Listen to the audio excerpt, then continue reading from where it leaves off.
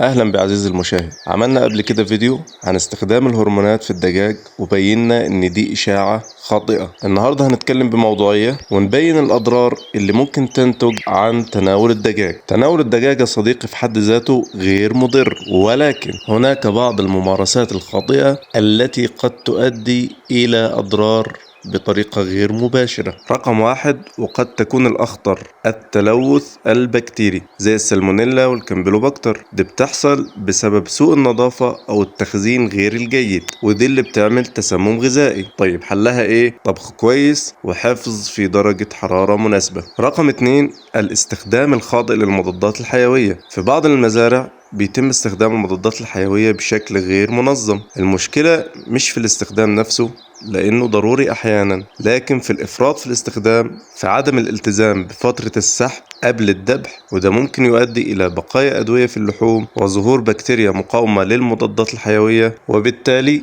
تقليل فعالية العلاج عند الإنسان مستقبلا. ودي حلها إننا نلتزم في المزارع بفترة السحب لكل مضاد حيوي قبل الذبح. 3، الإضافات العلفية. بعض شركات الأعلاف بتستخدم إضافات لتحسين النمو أو الوقاية من الأمراض، وده طبيعي لو تم بشكل علمي، لكن المشكلة بتحصل لما يكون في استخدام غير منضبط. فأحيانا بنلاقي شركات بتحط محفزات نمو أو مكملات غير مصرح بها، زي مسحوق الدم، مسحوق العظم، مسحوق اللحم، مسحوق السمك. في شركات كمان بتحط مضادات حيوية في العلف إلى نهاية الدورة. كمان في أعلاف بتتعرض لسموم فطرية. الحاجات دي هتؤدي إلى ضعف جودة اللحم، تراكم مواد ضارة بنسب صغيرة، زيادة مقاومة البكتيريا للمضادات الحيوية، تأثيرات محتملة على الكبد والمناعة مع الوقت، وده اللي بدوره هيأثر بطريقة غير مباشرة على صحة الإنسان. رقم 4، شراء الدجاج من مصادر غير موثوقة، وده اللي بيخص أكتر الدجاج المذبوح، واللي قد يكون